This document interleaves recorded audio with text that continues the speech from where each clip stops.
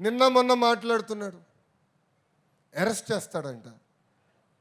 అరే 53 రోజుల్లో నువ్వు మా నాయకుడిని అరెస్ట్ చేసి ఇదే రాజమండ్రి జైల్లో బంధించి ఏం పీకావయ్యా? ఏం పీకావు? నువ్వు అరెస్ట్ చేస్తే మేము భయపడాలా? అరే ఇట్లా నీ ముందర చాలామంది పెద్ద పెద్ద మాటలు మాట్లాడారు. వాళ్ళందరి పరిస్థితి ఏమైందని ఒక్కసారి ఆ సైకోని ఆలోచించమని నేను అంటున్నా. అంతేగాని ఈ మధ్యన చూస్తున్నా రప్పరప్ప అంటే ఏంటి రప్పరప్ప? 2 రప్పరప్ప మేము మిగుతాం.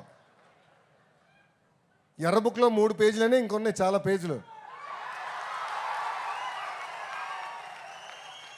ఎవరికి ఎప్పుడు ముహూర్తం పెట్టాలో నాకు తెలుసురా భయ్. ఎందుకో ఆవేశం, ఎగిరెగిరి వస్తున్నారు. ఏం కంగారు లేదు. చట్టాన్ని కానీ మీరు ఉల్లంఘిస్తే నేను ఎవరిని వదిలిపెట్టాను. ఈ కూటమి ప్రభుత్వం వదిలిపెట్టాను. ఎవరైనా. That is the power of red book. అందుకే నేను రాసుకున్నా, అందుకే నేను పెట్టుకున్నా. నేను ఎవరిని వదిలిపెట్టాను. ఇక్కడున్న కార్యకర్తలందరూ మనం చేయాల్సిన పనులు మనం చేయాలి. అది మనం మర్చిపోకూడదు. లోకేష్కి ఏముంది, బాబు గారు చెప్తే పని అయిపోతుందని.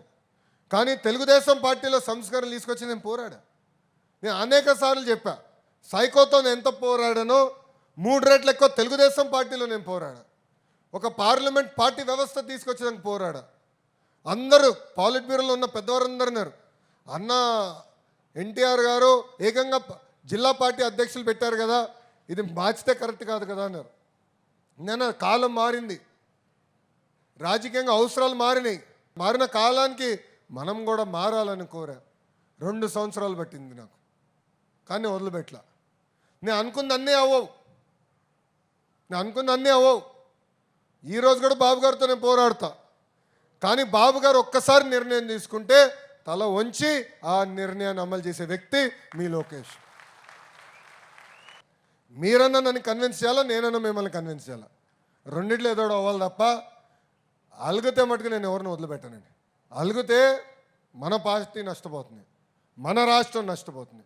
ఇది దయచేసి గుర్తుపెట్టుకోవాలని కార్యకర్తలందరినీ నేను కోరుతున్నా. ఇంకా మన నియోజకవర్గం గురించి ఏం చెప్పాలి చెప్పు.